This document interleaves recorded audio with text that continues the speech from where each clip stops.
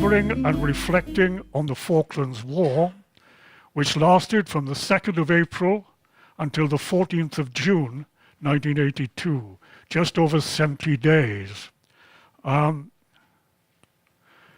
It was fought between Britain and Argentina on the Falkland Islands themselves, on the islands of South Georgia and the surrounding seas, and of course in the skies. It involved invasion and counter-invasion. What came through in its causes and in its action was disbelief, an element of lassitude, determination, and ingenuity. And I think we'll see all those qualities as we go through it. It also, of course, showed people of great courage, both physical and political courage. It showed miscalculation and mistakes. And of course, in all wars, there's a cost. And the cost here, again, is human and financial. And we will explore, I hope, much of that. My aim is to remind us about the facts of the war and to inform us about things that perhaps we didn't know sufficiently well before. I hope to improve our understanding of the war and its consequences, and I hope that I will be able to help us to reflect on the whole episode of the war. My sources are all secondary sources. A book by Hastings and Jenkins, Simon Jenkins and Max Hastings, The Battle for the Falklands. A book by Helen Parr, Our Boys, which looks at the sort of human side of the war, particularly for bereaved families. The official history of the Falklands campaign, two very large tomes written by Lawrence Freedman. The Franks report that was commissioned by the government after the war. A whole range of articles and commentaries, and some of the very important ones were given me or lent me by someone I don't think who's here today, unfortunately. But I'm very grateful for that. A master's degree thesis on the war, or on aspects of the war. All secondary sources then. I wasn't there. But one of our members, certainly at least one of our members, was there. I mentioned him already, Brian Thomas, our secretary. He was there as a naval officer on HMS Hermes, one of the aircraft carriers. And it's quite unfortunate that he's not able to be here today, because we could have had some first-hand experience of the war.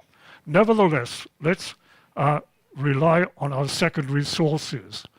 That's the Falklands. That shows really the sort of rugged coastline of both the islands. You'll see there are two islands with a sound in the middle, and all the action took place on East Falkland. That is where the vast majority of the population were. West Falkland had no more than about 100 inhabitants at the time of the war. So you get some idea from that. And there, that is not showing up terribly well because of the light, but there you get some idea of the topography, if you like, of the relief of the land on the islands. So that's where so much of the action took place then. And the location of the Falkland Islands, 300 miles east of the southern tip of Argentina. And you can just about pick them out at the bottom there. I hope we'll have a better maps than that as we go along. 930 miles west of South Georgia. South Georgia, right again at the bottom, which figures in this account. The Falkland Islands are 8,000 miles from Britain. And that too is important because of the logistics involved here. The size of the Falklands, the land area, West Falkland, 1,750 square miles, East Falkland, 2,550, South Georgia, 2,390 square miles. A total then, there were smaller islands, little uninhabited islands all around, but the total of the inhabited islands, the total square mileage, 6,690 square miles. The size of Wales is just over 8,000 square miles. So together, these islands are less in size than Wales. The geography and the economy, well, it's in terms of geography, there are mountains which rise up to just below 3,000 feet. There's a lot of moorland.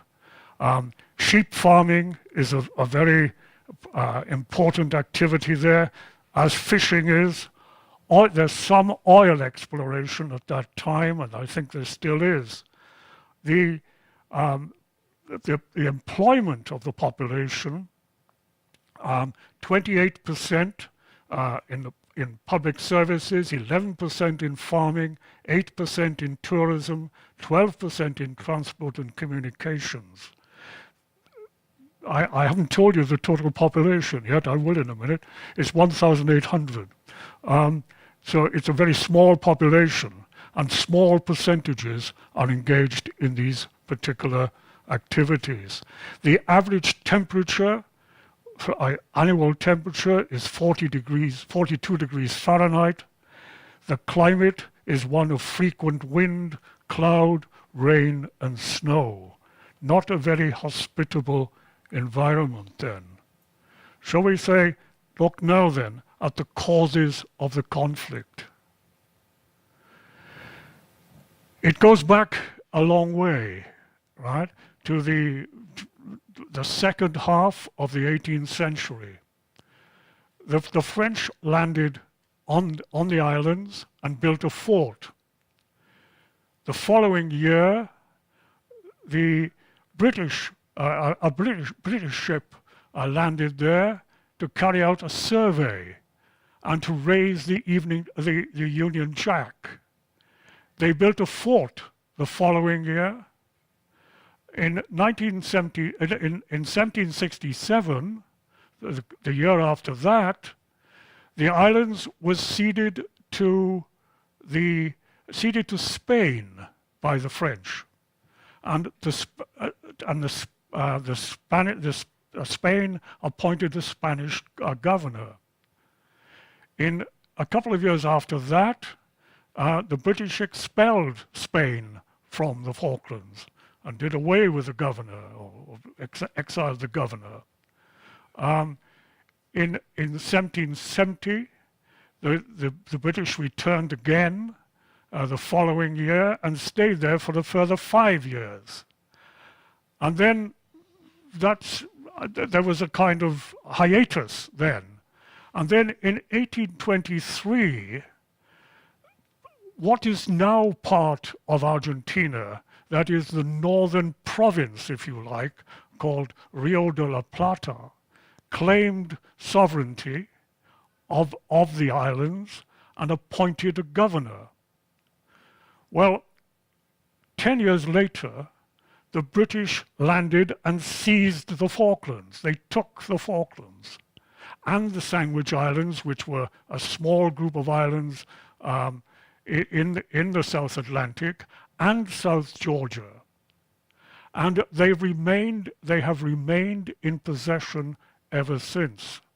So Britain, just this checkered history, if you like, of occupation and possession and assumption of ownership, ended in 1833 when the British just moved in and said, we are taking this is ours, which is what they did. And they've remained there, we've remained there ever since.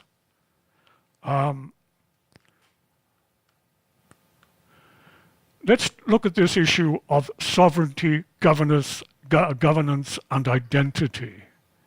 Sovereignty is defined as the authority of a state to govern itself or to govern another state.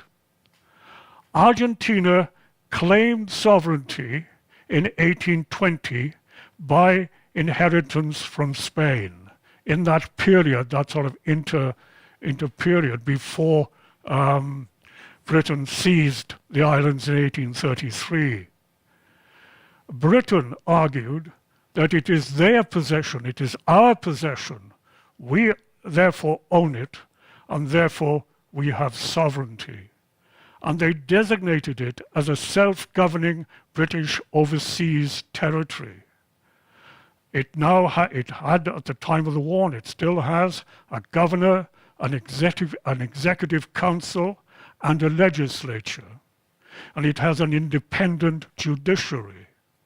And of course, it has free health service, or free health care, and free education. And you can see the British influence there in the architecture. These are buildings that you would see in any town or any suburb in Britain, in their style.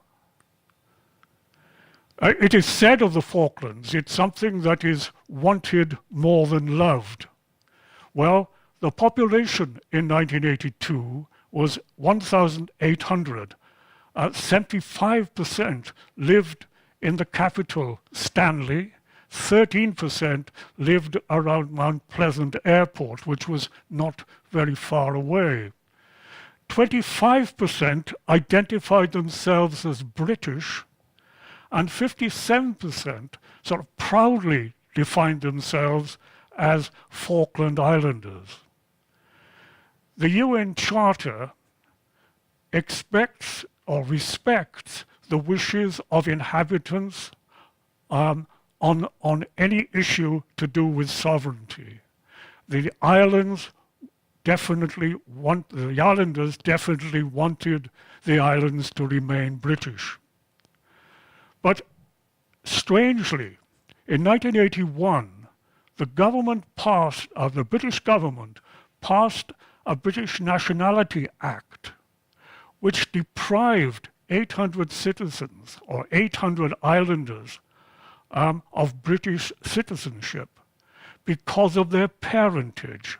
If their grandparents or their parents were not born in Britain, then they could not claim to be British citizens. And the effect of that was quite significant, as we'll see. The issue of sovereignty, the issue of ownership, was quite a big diplomatic issue, certainly from 1965 onwards. The United Nations required Argentina and Britain to negotiate on sovereignty. In the following year, things seemed to be veering towards granting Argentina sovereignty, but guaranteeing the existing economy of the country and the rights of the inhabitants and a British way of life, British institutions and so on. Chalfont, who was the foreign minister at the time, nevertheless promised that the islanders' wishes would be paramount in any kind of agreement that was made. A few years later, Argentina was given control of supplying oil and air transport to the islands. That was controversial as far as the islanders were concerned. Some said we are being handed over to an enemy. Others saw benefits in that. Regular passenger flights to the mainland, for example, tourism, helping the economy in that way, helping the economy through trade, and of course scholarships to study abroad and on the mainland. In 1975, the British announced a decision to eventually withdraw the ship Endurance from the South Atlantic, which was a survey ship, but also in some ways a ship that protected British interests there. Argentina interpreted that as a loss of interest. In 1979, there were serious negotiations going on between Britain and Argentina about preparing for a leaseback arrangement. But that was savaged in the House of Commons. And yet, as I've said before, the British Nationality Act, more or less at the same time, deprived 800 islanders of British citizenship. So Britain's attitude to the Falkland Islands was confused, to say the least, and open to misinterpretation, I suppose. Well, so that's the background to the dispute between Argentina and Britain. But let's look now what was going on just before the war in the country, in Britain and in Argentina. Let's have a look what was going on there. Now, there's some dispute here about whether we can call 1978 and 79 the winter of discontent.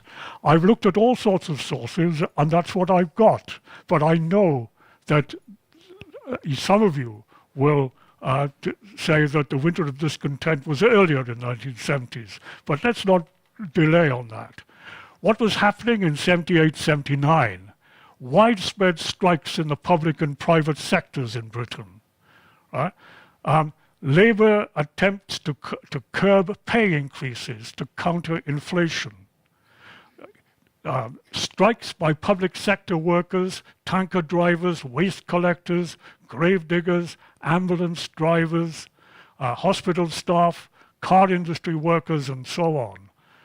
Huge strikes, right? The largest stoppage of labour since 1926, it is said. And of course, the strikes were accompanied by demonstrations of all kinds. Margaret Thatcher's government was elected in May 1979. And she, you can see from the previous slide that her inheritance was not an enviable one. Her priorities were to reduce inflation and to curb strikes. There was a reduction in heavy industry, in the pits, in steel, in shipbuilding, in steel strikes, it was a steel strike in 1980 and so on. In 1982, at the end of 1982, unemployment had risen to 3.2 million. There were cuts in defense spending, which is particularly relevant to our consideration here. And there were widespread riots throughout the country: Brixton, Toxteth, Tyneside, Nottingham, etc., Humberside, triggered by unemployment, triggered by racial tension, and by the so-called abuse of police powers. So not a happy ship then, you would say. Also, of course, the government was dealing with the IRA problem, both in Ireland and on the British mainland. In 1981 and 1982, two supply ships were sunk on Lough Foyle, which is to the north, on the north coast, if you like, of Ireland. In August 1979, Earl Mountbatten was assassinated, and also in 1981, you had the hunger strike, the hunger strikers dying in the Maze prison. They were striking to be treated as prisoners of war, not as criminals. Those were some of the examples then. Margaret Thatcher, in 1979, when she was elected, 26% of people thought Mrs. Thatcher was a capable leader. In 1981, only 16% were satisfied with her leadership. In 1981, in August of that year, Tory support was 27%. A few months later, in December, the polls showed that Mrs. Thatcher was the most unpopular Prime Minister since records began. Britain was still classed as the sick man of Europe and in urgent need of a common cause of unity and the rekindling of national pride. Look at Argentina in a similar period from 76 to 82. It was ruled by a military junta who had exiled the president, Isabel Perón. And under Isabel Perón, there were attacks from the left-wing and right-wing terrorists. There were strikes, there were public protests. Inflation was over 600%, would you believe? And there was a huge foreign debt. And here, there are some unbelievable figures, but I think they are true figures. 30,000 Marxist subversives, people who were accused arbitrarily of having left-wing views, or maybe what we would call socialist views. They were killed or they disappeared by all sorts of different means. Death flights, where they were dropped out of aeroplanes over the South Atlantic, where they were assassinated by death squads. There were executions, massacres, assassinations, torture, and concentration camps. There was protest against that, protest by women, protests by mothers, because so many of these people who were killed were young, they were young students, and the mothers began to protest in public, and even this junta would not fire on demonstrating mothers. So there was a lot of problems, there were a lot of problems in Argentina, a need for distraction, a need for unity, and a rekindling of national pride. I make those two comparisons of need, but I don't make those two comparisons, of course, between the two governments. One was horrible, the other was struggling by democratic means to improve the country. So I'm not comparing the two governments, I'm comparing the if you like, the need in each of the countries. Well, let's look at the invasion then. On the 19th of March 1982, 40 Argentinian scrap dealers were given permission, if you like, by Britain to land on South Georgia to dismantle and remove an old whaling station, and you can see it in the middle picture there. They did that, but before they left, they ran up an Argentinian flag, which of course is pretty not very diplomatic, shall we say, right? And the ship Endurance, which we've referred to before, was ordered to South Georgia with 22 Marines on board.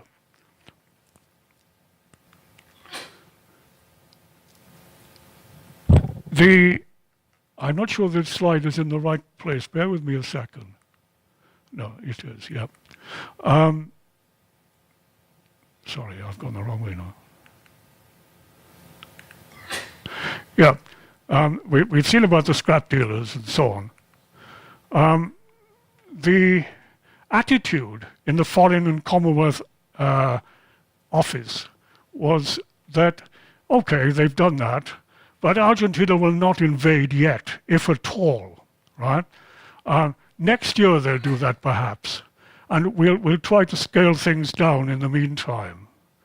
The attitude in the Argentine embassy in London was, well, Britain is losing interest and resolve as far as the Falklands are concerned. If we invade, they will not respond militarily to an invasion. So these assumptions were being made at the highest diplomatic level, and both, of course, turned out to be mistaken, because Argentina invaded the Falklands on the 2nd of April 1982. And you can see their troops there. And I'm sorry that the photographs are not all that clear because of the light. But if they were clearer, you would see that they are not particularly well organized. They're a bit of a shambles, really. Early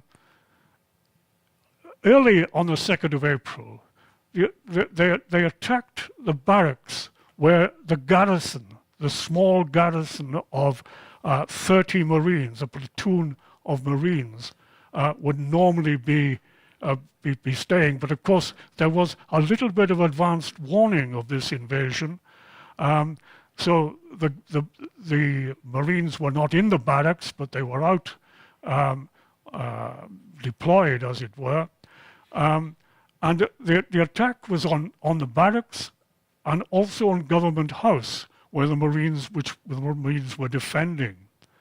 They were obviously hugely outnumbered, and eventually they were outgunned, outnumbered, and of course they had to surrender, and they were ordered by the governor to surrender. And you can see them in the bottom picture there, how humiliating it is, the way in which they've been made to lie face down on the floor and so on. And you can see on the right there, that picture, incidentally, is of Government House. That's the barracks on the left. You can see on the bottom right there, the Argentinian troops. That detachment of troops looks particularly professional and particularly proficient. On the 3rd of April,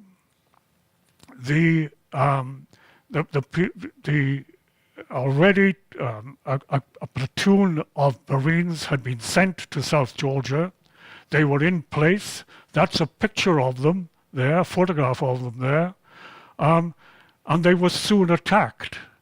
They were heavily outnumbered and outgunned, but they took 2 Argentine helicopters. They destroyed them with small arms fire. They also disabled a corvette with handheld rocket launchers, but eventually their ammunition ran out and they had to surrender. So South Georgia was captured too then by the Argentinians. And in Argentina, I've told you about the unrest in Argentina, but for this particular adventure of invading the Falklands, there was huge public support. And you can perhaps capture that support, or that photograph there captures the volume of that support. So preparing for war then, right? The immediate reaction was one of great shock, right? In the British government, the British cabinet, right? And within a few days, Lord Carrington, the foreign minister, resigned. Honorably, I think, resigned. Mrs. Thatcher said publicly, we must get the Falklands back. Their people are our people. Aggression must not be rewarded. The public, 83% of the public agreed with her that we must regain the Falklands, and 53% said that we must regain it by force if necessary. She set up a war cabinet, and those were the members of the war cabinet. The person in naval uniform there is the chief of all the armed forces at that time, including the Navy, but the Army and the Air Force. The war cabinet consisted of the people that you can see, Mrs. Thatcher herself, Willie Whitelaw, Mr. Pym, Mr. Nott, and Admiral Lewin. And the initial and lasting decision of the war cabinet and the committee of the chiefs of staff was, we must get the Falklands back. It'll be very risky, but we must do it.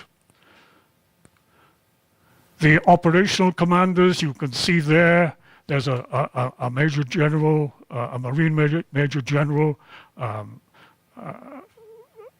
Navy rear admiral, and 2 brigadiers, one a Marine and one from the Army. What we will see later is that there are problems of command and control because of the way in which the commanders were deployed and the way in which they communicated. Nevertheless, the British fleet was mustered and deployed, and that huge fleet, if you like, 38 merchant ships were commandeered and fitted out, right? And all the other ships there, 19 tankers and so on, were all gathered over a period and made ready to sail to the Falklands with troops and, of course, with supplies. The Argentinian fleet was much smaller, and you can see there it was much smaller, right? Possibly because the distances were nowhere near as great, of course, and they didn't need possibly so many supply ships. The large numbers of aircraft were deployed by both sides, aircrafts of different kinds. Helicopters particularly were important. The Argentinian troops, some of them were well trained, but many were poorly trained and reluctant conscripts.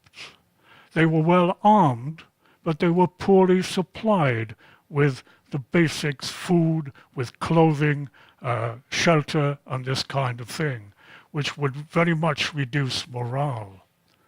And you can see them there. There are some elite troops on the top left, but so many of them seem to be rather lost and rather disillusioned somehow in those photographs.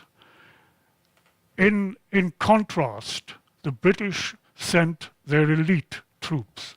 They sent 3 commando regiments, the Gurkhas, the Welsh Guards, 2 parachute battalions, Scots Guards, and elements of the SAS and the Special Boat Service of the Marines, and of course some special cadres like medical people, signals people, and so on. So they sent their elite troops, or they got their elite troops ready to move. And you can get an idea from these photographs of the maturity and, if you like, the certainty of the confidence of these troops. There are some there, Marines. There are members of the parachute regiment there.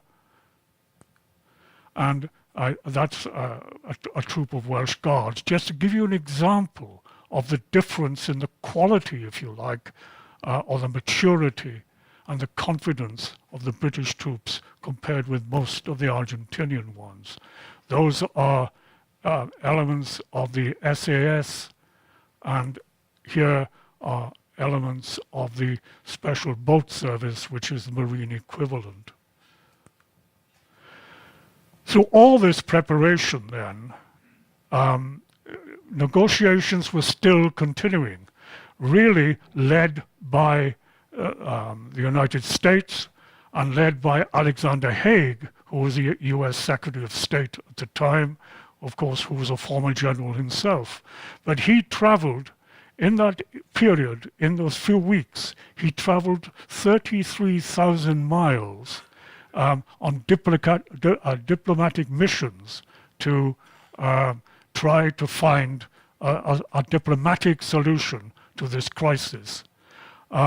Because America didn't want a war between Argentina and Britain for all sorts of reasons. It was supporting the regimes of the states of South America, because they were very much afraid that if they didn't do that, then there would be communist infiltration and communist takeover of these states. They didn't want a war anyway, but and they made various proposals. Various proposals were made, were rejected by Argentina or rejected by Britain or both. Very near the end of this negotiating period, Argentina rejected Britain's final offer, which was to appoint a United Nations administrator, 3 observers from Argentina, 3 observers from Britain, and to maintain or to keep traditional British laws and traditional British way of life. Argentina rejected that, and that was Britain's last offer, if you like. So I now look at the fighting day by day, and what I would say about the fighting was that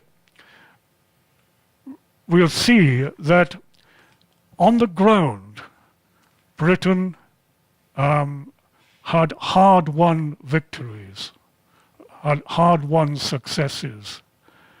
On the seas, there were many British losses, as we will see.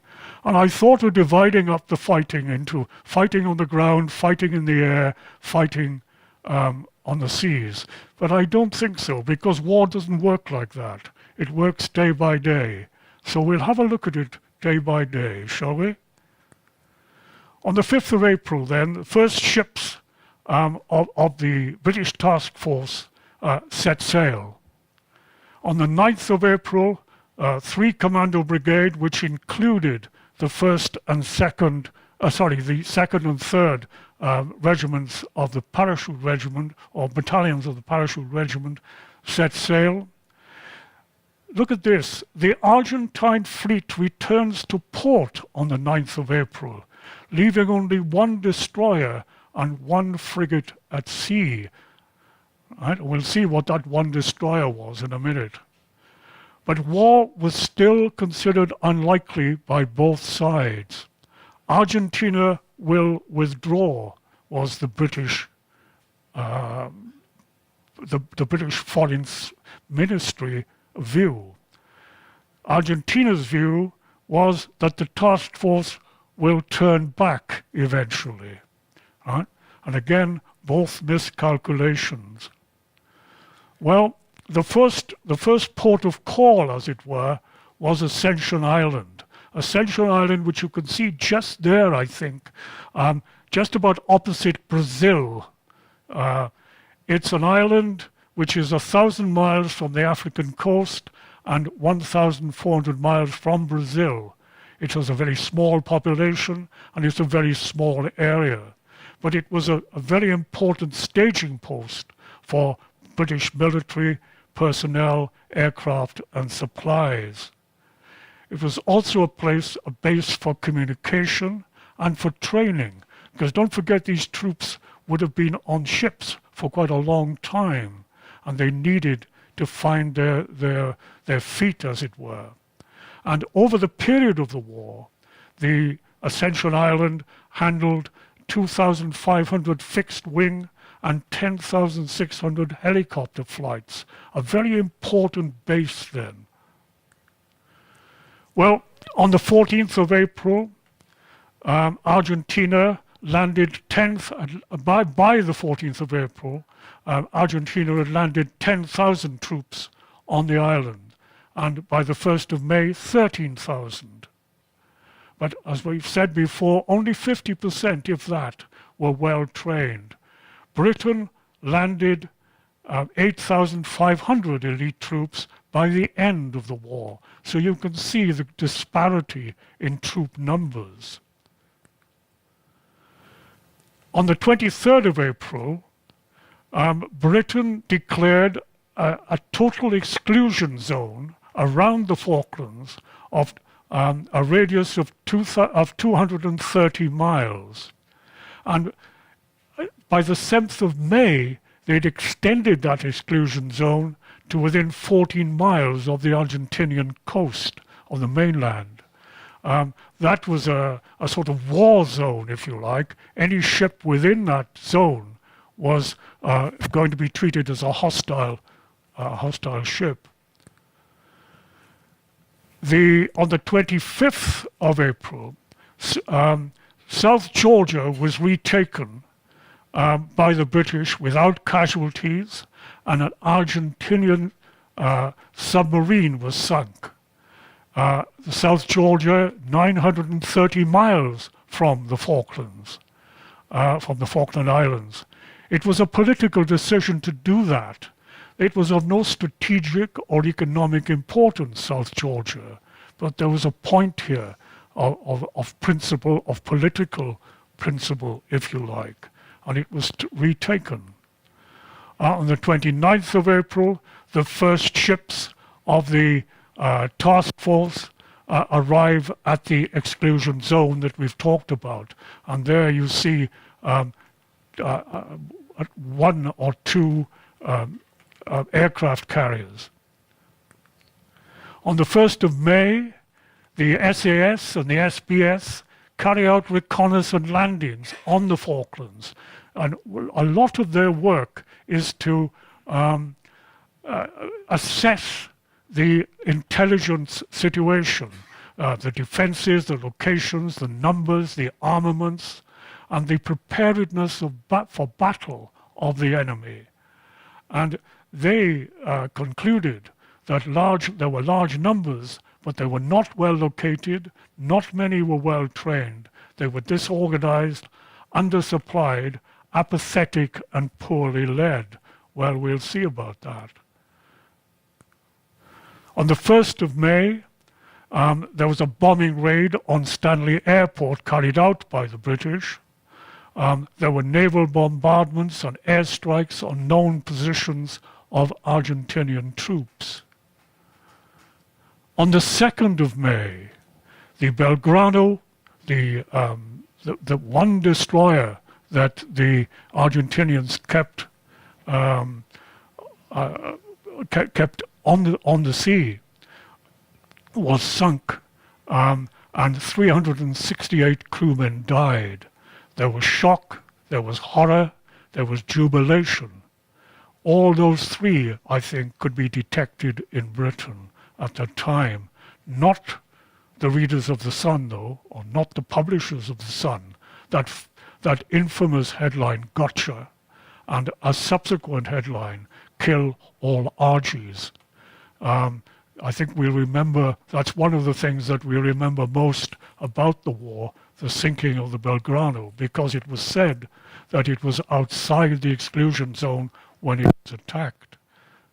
Whether it was or not, it remains to be disputed. Nevertheless, on the 4th of May, the British destroyer HMS Sheffield was hit by an exocet. It was crippled and abandoned. 20 of its crew died, and it was sunk on the 10th of May, or it sank on the 10th of May. On the 8th of May, the 3 Commando Brigade, with the Marines and with the Parachute Regiment members, sailed south from Ascension Island, where they had been held. On the 9th of May, that spy ship was sunk, a trawler used as a spy ship, and it sank on the 10th of May. The crew was captured, and 1 crew member died. On the 12th of May, what was called the 5th Brigade left Southampton on the Queen Elizabeth, and that's what it was made up of. 2 battalions of guards, a battalion of Gurkhas, a Royal Artillery Regiment, a troop of Blues and Royals, and the RAF Regiment, and again ancillary cadres. On the 12th of May, HMS Glasgow was severely damaged by a bomb which didn't explode, but it had to withdraw from the rest of the war.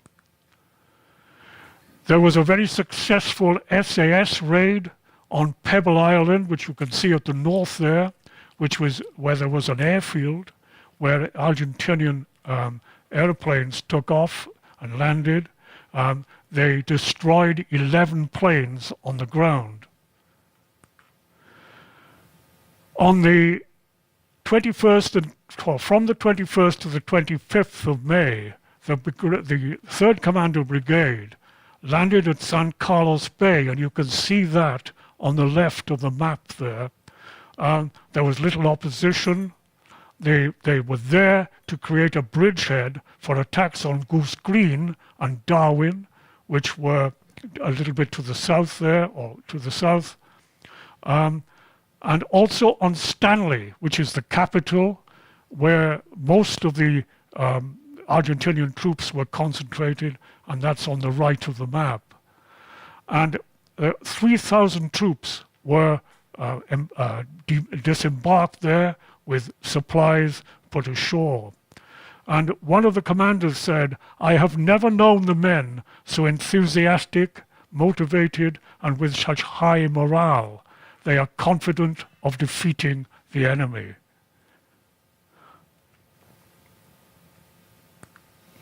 On the 21st of May, 2 British Gazelle helicopters were shot down.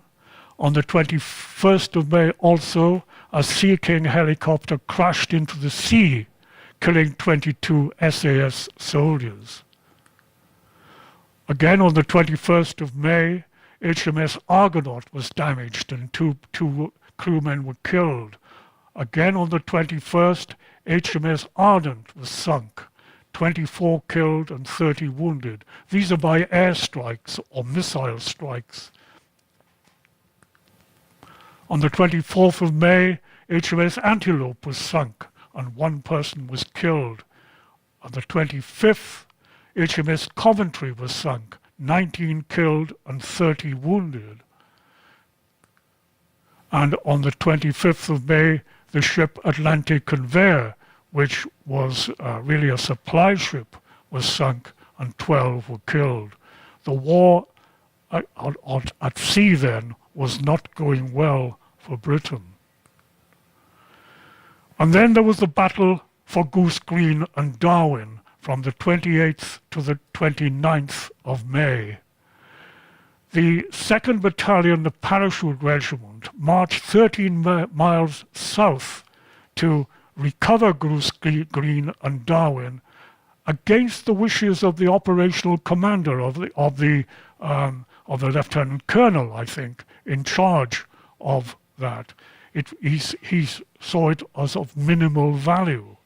But the reason why it was taken, or why it was attacked, if you like, or tried to be recovered, was for political and propaganda motives, and also because there was a fear that the United Nations would tell Argentina and Britain, you must stop fighting.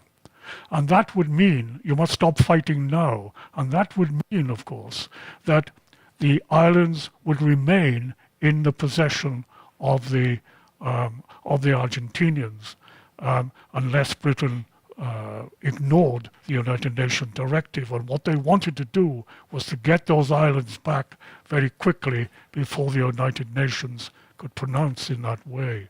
And that's the sort of layout where the battle was taking place. I won't delay on that, but you can see it's a coastal thing with a small community. Well, we saw about the British intelligence found out by the SAS and by the SBS, but it was faulty intelligence. The Argentinians were expecting an attack. They had a large garrison at Goose Green and at least 40 defensive positions. They were well led, well equipped and armed. They were dug in and they had high morale. And they'd also imprisoned, if you like, 100 inhabitants of Goose Green in the community centre there, which was another complicating factor, of course. The Paras were lightly armed and equipped, and they began attacking at night because there was little cover in the daytime, and they were aided by gunfire from HMS Arrow. Well, Eventually, it was a very hard-fought battle. Eventually, the Argentinian resistance collapsed under the threat of further bombardment. They surrendered at 5 p.m. on the 29th of May after a night and day of fierce fighting. And you can see them there, the prisoners coming out of their positions, and the helmets, which is a sign, jumping their helmets, which is a sign of surrender. In that battle, which lasted less than 24 hours, 45 Argentinians were killed and over 1,500 were surrendered. 36 paras were wounded and 18 were killed, including their commanding officer, who was posthumously awarded the Victoria Cross.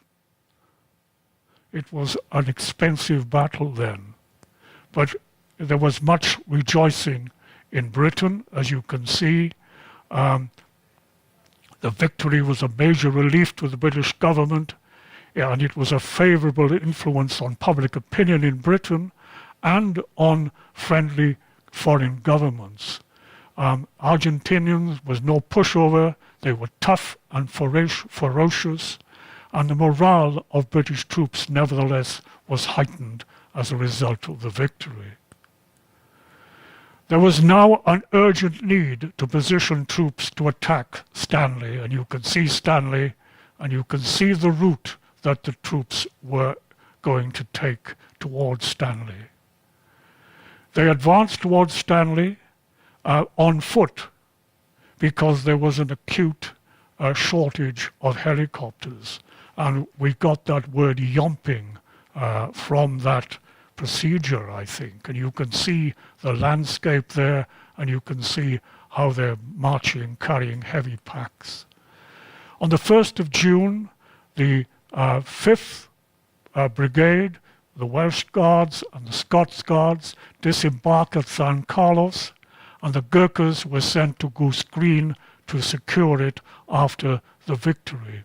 On the 2nd of June, a detachment of 2nd Para secured the vacated Fitzroy and Bluff Cove area without any authorization.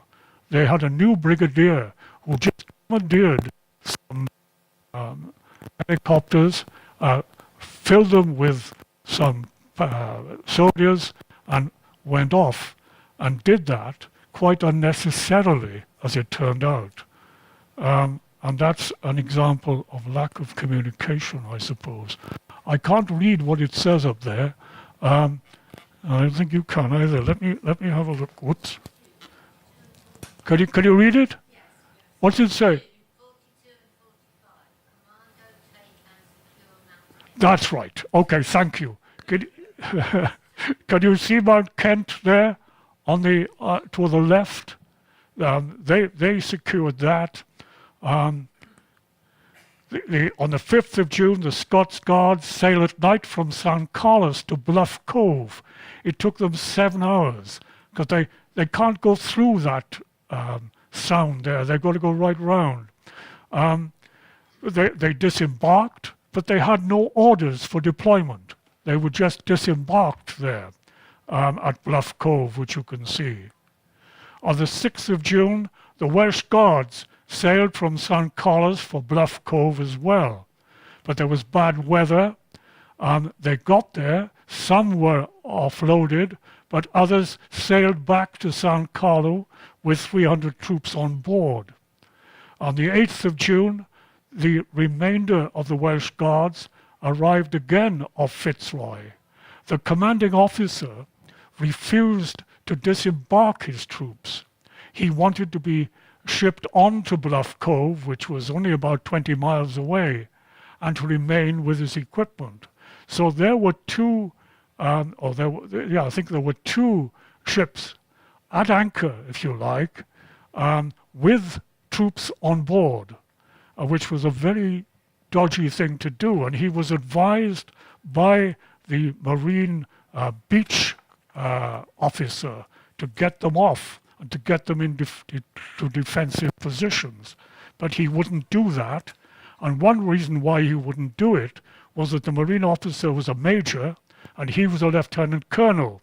And he was not going to take any orders or advice from a major, particularly someone from another regiment. And we'll see the outcome of that.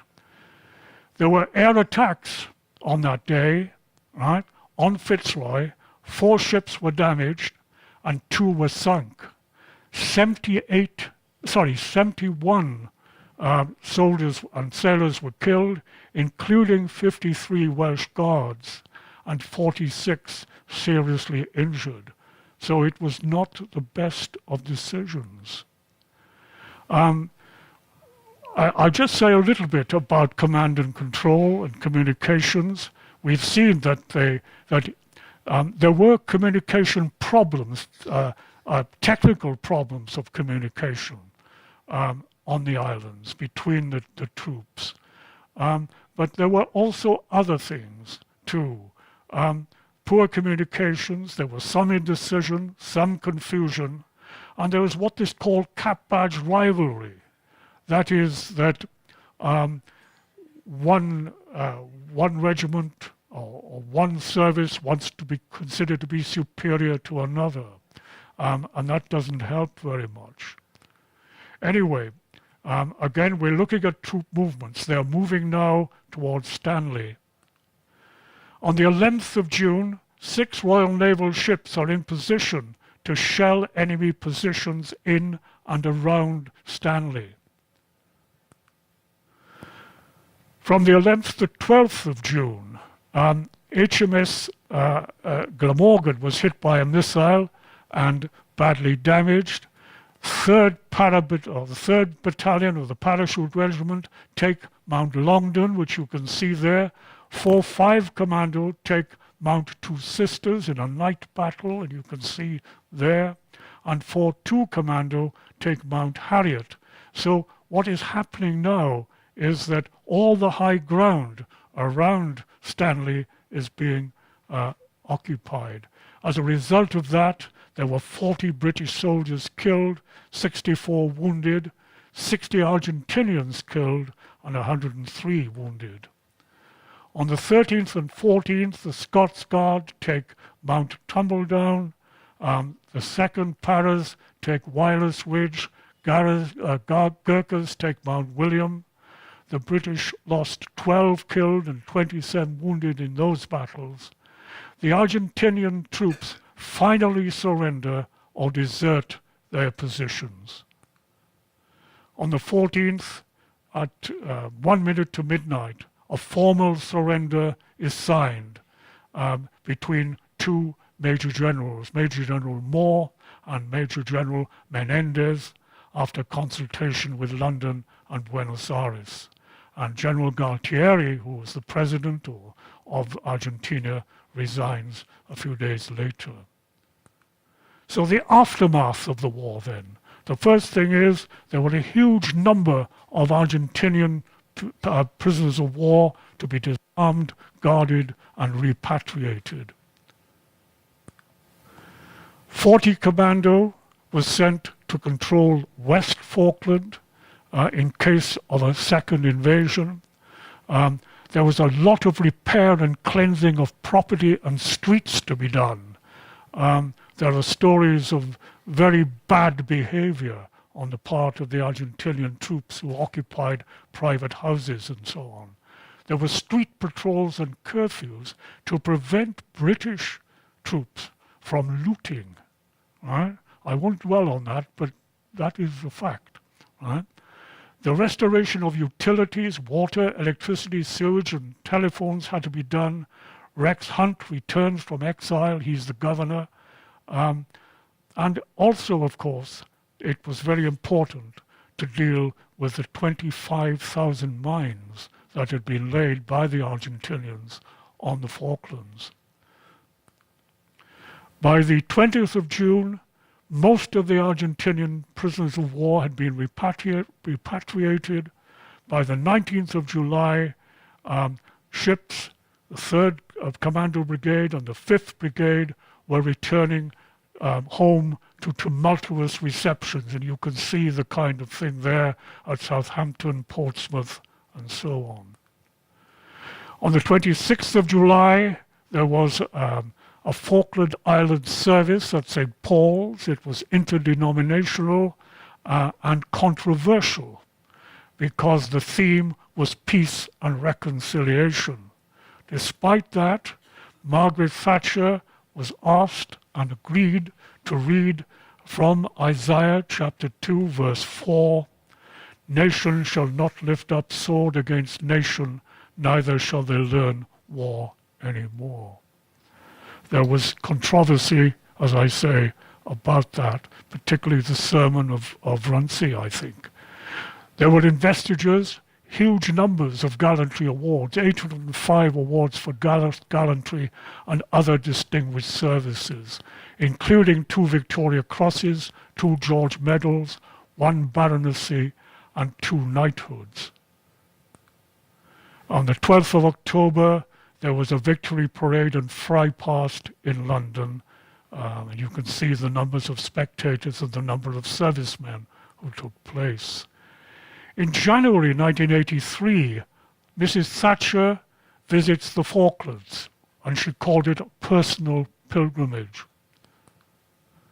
On the 28th of March, British nationality, or the British Nationality Falklands Islands Act was passed, giving British nationality to all citizens of the islands, and thus repealing the restrictive clause of the 1981 Act. The consequences, well, Margaret Thatcher said, "I find the Falkland spirit in every corner of Britain." Her popularity and prestige of her government was greatly enhanced.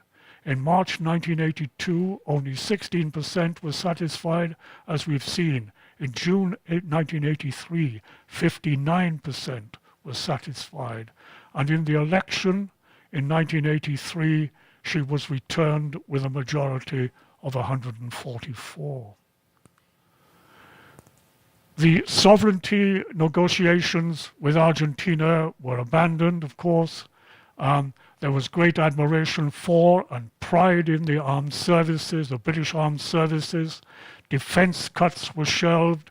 The defence of the islands, of the Falkland Islands, was greatly strengthened, with a garrison of between 2,500 and 3,000 troops with air and naval support.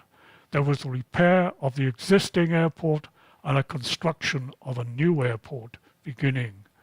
The Falkland Islands Development Council, that was set up in 1983 to promote economic development in line with recommendations of the Shackleton Report, which included improving infrastructure, retaining wool as a basic platform, purchase and redistribution of land to the inhabitants, the sale of deep water fishing licenses, and tourism and oil exploration to be developed. The economic and human cost, it's estimated that it cost $4 billion up to 1987. The total cost in terms of human cost, 255 British servicemen were killed, 777 were wounded, 3 British civilians were killed, 649 Argentinian servicemen were killed, and 1,188 were seriously wounded. The other issue is post-traumatic stress disorder. I don't even know whether in 1983 we were very much aware of it. We are certainly much more aware of it now. But it is about loss. It is about witness to injury, suffering and death, about killing, guilt about the done and the not done, fear and the shame of being afraid, and so on. All of that can come together to cause very severe very serious mental illness, or just some of those things can cause that illness. And it estimated, or at least it said, in 1993, a survey of Falkland Island War veterans found that 64% of Marines and Navy personnel, 75% of Welsh Guards, and 33% of paras were or had been suffering from severe post-traumatic stress and disorder. Order, I think it is. The Ministry of Defence research found that 101 Falkland Island British war veterans subsequently committed suicide. But the British Association of Counselling said that the MOD research was a significant underestimate, and they found that 300 suicides had occurred, and there was much drug taking, alcoholism, and divorce, and so on, among the veterans. There is someone there who, Simon Weston, who has done so much for veterans of the war, and he was severely injured in the war himself. I'm on very dodgy ground here. I'm quoting, or I'm taking some pieces, some lines from Eliot, T.S. Eliot, who wrote The Wasteland. I think it was published in 1922 in the aftermath of the First World War. And I know that there's at least one person here who's an absolute expert on all poetry, but I'm going to risk it. And I'm going to say that there are lines in that poem, right? What branches grow out of this stony rubbish? You only know a heap of broken images. The dead tree gives no shelter, and the dry stone no sound of water. I've taken that because, to me, in some ways, it's a physical illustration, if you like, of what it must feel like to be suffering from most post-traumatic stress. And what he describes there is very much like the landscape, by coincidence, very much like the landscape of the Falkland Islands. That may be a bit too great a flight of fancy on my part, but I thought it was worth mentioning anyway. And what's the assessment at the end? Well, the Franks report. Franks was a former senior civil servant, and the commission was made up of him as the chair and 6 privy councillors. And their task was to review the way in which the responsibilities of government in relation to the Falkland Islands and its dependencies were discharged in the period leading up to the invasion of April 1982. Not about the war, but about what led up to it. And they found government actions may have cast doubt on its commitment to the islands. Review, gathering and use of intelligence was unsatisfactory, but it says no criticism or blame should be attached to the present government. Well, we'll pass on from that. But let's do our own assessment then finally. I think I would suggest that we could say that the recovery of the islands was a political necessity. There was no choice. The government had to do it. It was a remarkable logistical feat. The strategy was, by and large, was a very wise one. There is no doubt about the courage of the services personnel. The supplies from America of oil, fuel, and ammunition was very important, and also the threat from Chile, because Argentina was in dispute with Chile over a territorial issue, and there was fear in Argentina that if they committed all their troops and all their strength to the Falklands, they would leave the door open for a Chilean invasion. But there were inadequate communications we've seen among the British, and command and control sometimes led to confusion. Prior to the war, echoing the Franks report, there was poor intelligence and lax diplomatic effort. So yes, those who fought in the war should have the highest praise, and yes, the government for having the determination, I suppose, to resist that invasion or to recapture the islands has to be praised. Argentina, well, there was misjudgment, there was obstinacy, there was mistaken strategy, and I won't go into it, why they didn't operate a second front, for example, on the west coast of the East Island. I don't know, perhaps because of the Chilean threat. There was not enough highly trained troops. They withdrew their fleet, which seemed to be very silly. There were poor logistics. Their troops were very badly supplied, and their troops, as a result, had very low morale. So what are we to say finally then? Well, I got a quotation there from a poem called Strange Meeting by Wilfred Owen, who is a sublime war poet. He talks of the pity of war, the pity war distilled. And I think we need to reflect on the word pity. Some of the things that pity conveys is sorrow, is compassion, and regret. And I think perhaps we should leave our discussion, our consideration of this with great admiration for the troops who fought, but with sorrow, compassion, and regret that they had to fight at all. Thank you very much for listening. We've gone on a bit.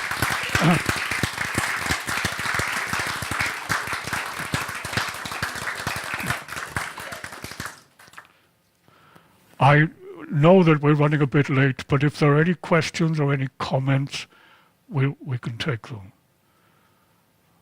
Can we have Elizabeth first? First of all, may I congratulate you on the whole performance, but particularly for the accuracy and the aptness of your quotations. Sorry, I couldn't hear that. I'm awfully sorry. Perhaps it's better that I didn't hear it. I congratulate you on the aptness and the accuracy of your quotation. Oh, thank you. I got them from a book. I wonder, well, at least you didn't quote Southey, and after Blenheim, it was a famous victory. At least you didn't quote Southey. No. After Blenheim, No. it was a famous victory. Yeah. But I'd like to take you back to the beginning of your talk. And you gave us quite a lot of information about the vicissitudes of ownership of the Falklands. Yeah. Why was Britain so interested in getting hold of the Falklands? Well, it's not clear. I suppose you could say that in the 19th century, Britain was keen to grab land. Yeah. And I suppose there was nothing economic, nothing strategic about it. It was just grabbing it for the sake of ownership, I think. Not for any purpose, I suppose, other than just prestige or covetousness or what you call it, you know. Yeah, I don't think there was any sort of political or strategic reason for it. Any more than there would have been on the part of the Spaniards or the French. You know, these were almost, in the early part, these were almost sort of adventurers, if you like, these captains of ships that went all over the place and, you know, run up a Union Jack or whatever it might be. It was a very shaky kind of period, really. No one could justify what they did at that time. You know, you can't say it was illegal because there was no law about it. But you know, you might say it was unethical. I don't know. But yeah. Doug, Yeah, one thing you did mention was the bombing of Stanley Airport. yeah, RAF Vulcan that flew the whole distance, which is an amazing logistical task because they had to be refueled and refueled. And I'll come over there now, Mark. I'm sorry. Oops, sorry. I'll come over. I can hear you better. Yeah, sorry. Oh, there we are. There we are. Could you use that?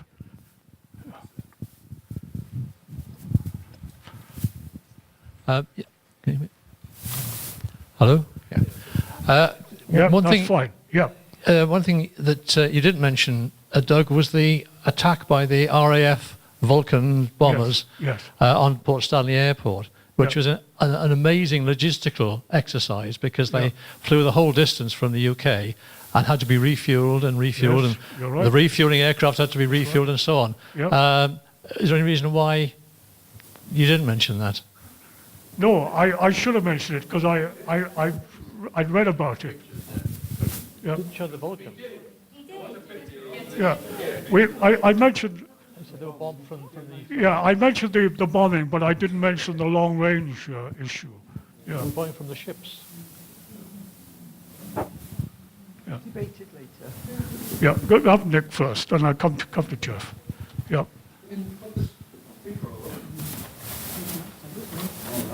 Oh yeah, you better have the microphone. Yeah. Yeah. Thank you. In the newspaper this morning, there was an account where the Ministry of Defence cannot afford to scrap its first nuclear submarines. Yeah. And there was a mention of HMS Conqueror, which was the submarine that sank Belgrano. Yeah. In fact, it's lying there now ready to be dismantled, but we can't find the money to actually dismantle them. Yeah. Well. Sorry. Yeah. Yeah, further to the... What could you say about that? I mean, you know. Yeah, well, they've like the Russians, they're scrapping a lot of their stuff. It's no use anymore. The Vulcan bombers, a good friend of mine was the captain on it. And it was a hell of a logistic thing to get them down there. But it was the one and only operational sortie that the Vulcan ever flew. Because if it had done it beforehand, we'd have been in the Third World War and we'd have been blatting Russia with atom bombs and hydrogen bombs.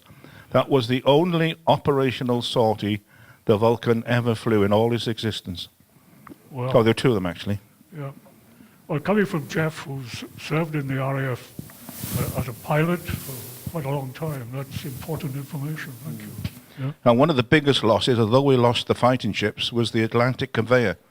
Yes. because they lost all the Chinook helicopters on that, apart from one, which made life very, very difficult for the troops and caused the yomping and whatever. That's why you had all this yomping and all that kind of thing. Mm-hmm. Yep. Okay. Well, shall we wind it up then? Thanks. Okay. Thanks. Yes, I was going to actually mention that. Ladies and gentlemen, I think we all probably have some knowledge of the Falklands. Obviously, some of you have far more knowledge than others. But I think this afternoon, what Doug has presented is an extremely detailed and well-researched presentation. I must admit, there are many things in there that I have no knowledge about at all. And especially the background in sort of Argentina as well.